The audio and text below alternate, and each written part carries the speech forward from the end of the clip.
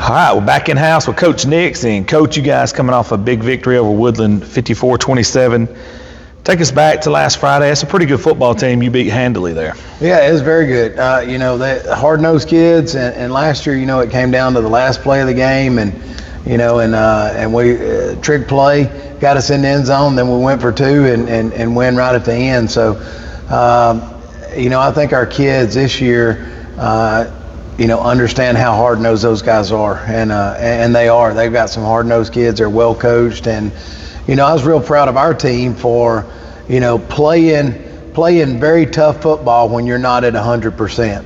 Because we had some that's banged up, and there was some that's injured, and there was some that was hurt. We had some on the sideline that were injured, and I think that our players understood this week the difference between I can play when I'm hurt. I can't play when I'm injured. Yeah. And so the guys that were hurt, that were playing, did a good job of, kind of pushing through that. And really, mental toughness got stronger.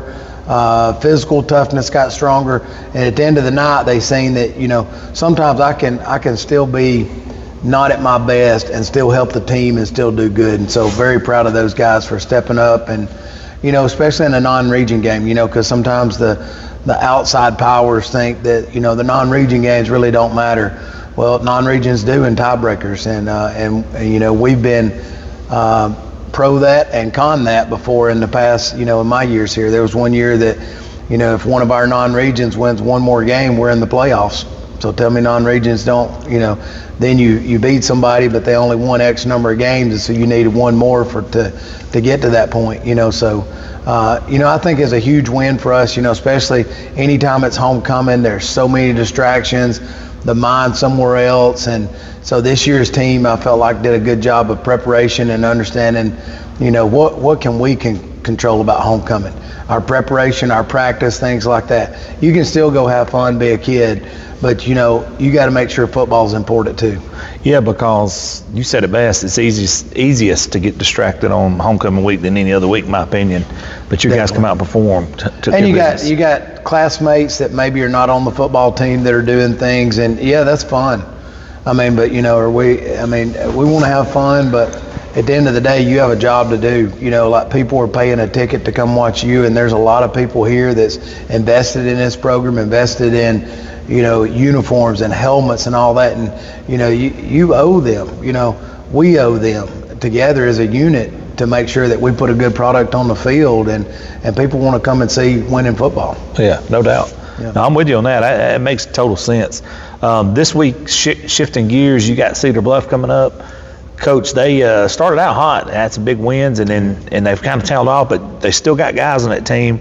Coach Crane's still a really good coach, but what have you seen from film? Yeah, they're they run the ball hard, and they're going through some ups and downs, but I know that staff and they'll get things right over there, and so we just gotta our biggest opponent each week is us, and so looking back last week, you take a kid like Caden Vick. He had 30 carries for 200 yards. That's a plow horse to me. There's a big difference. We went the other day with an analogy about a plow horse and a show horse. The show horse looks good.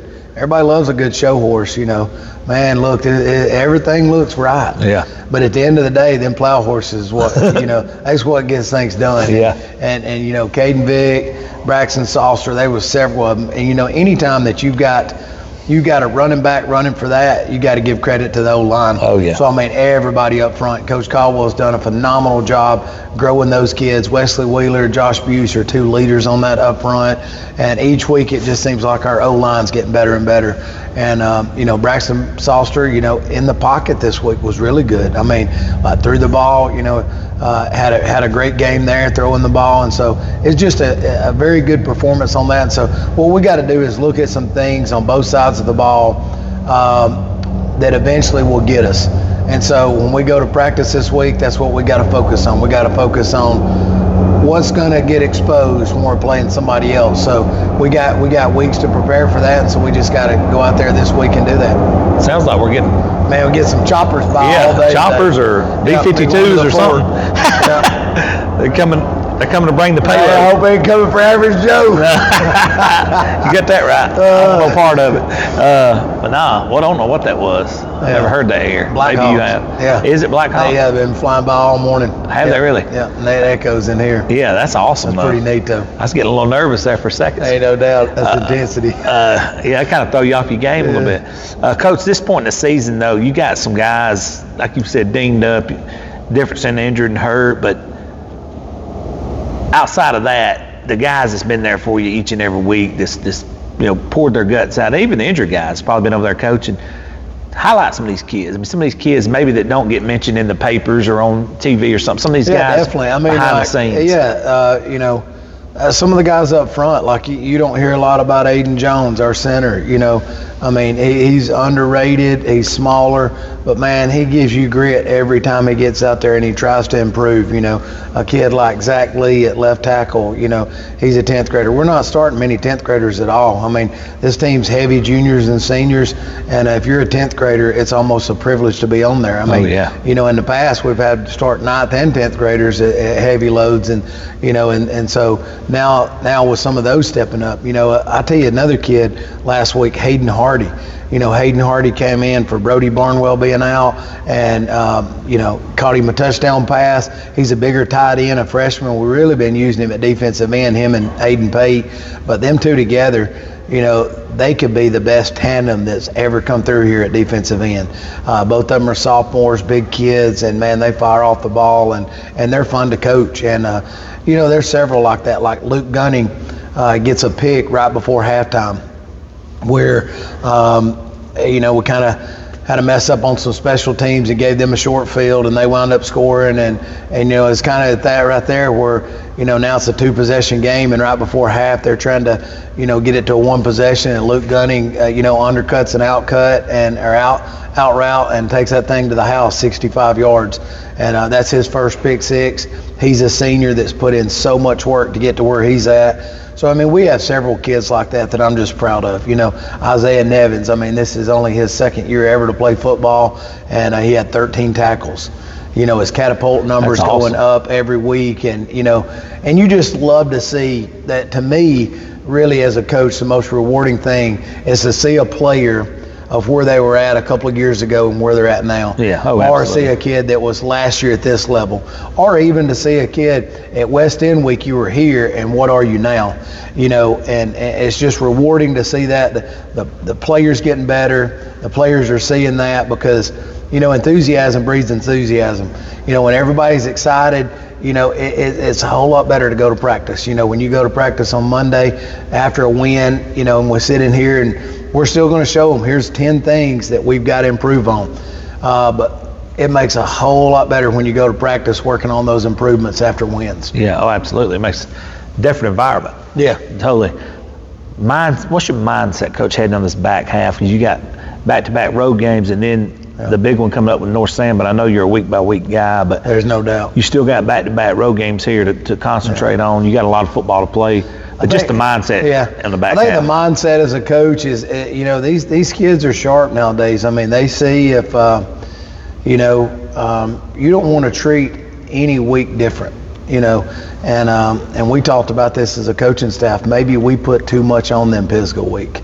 Maybe they saw us change a little bit, and so there's nothing wrong, like Michael Jackson said, the man in the mirror, all the time. 2 things we're looking at. Look at the man in the mirror, and you got to look and be ready to grow, and so, but you got to be open for that. You got to, it's kind of like that Great American Scream Machine. Man, we don't want to be ups and downs, like we want to be steady at this, a steady climb. And so that's something that we've got to do as a coaching staff and a player staff, because good teams are led by players. I mean, they're renting a helmet just like we're renting a whistle. Right. And, and it's something that you'll never own. Right. And so while you're here, you got to make sure that, we got to look at that. How do we grow this week? We can't have this, hey, well, okay, here's a, in outside world, here's a lesser opponent. We know that they're not a lesser opponent. We know that those kids over there, buckle that helmet up and like to hit, and they're physical. So, a lot of tradition over there. But you can't, you can't listen to that outside noise. You got to figure out how do you grow, and if you need help growing, all you got to do is get with a position coach and let's go turn on your film. That's right. If you need help growing and you think you've arrived, and that goes for all of us. That goes for, us as coaches. I mean, we break down ourselves. The defensive staff will break down the offense will break down defense, and you got to have tough skin. But, sometimes iron sharpens iron in that, and, if you're willing to let somebody critique you a little bit that you respect, you can grow from that. Yeah, you have to self-evaluate and grow, because if you don't, you're just going to stay the same.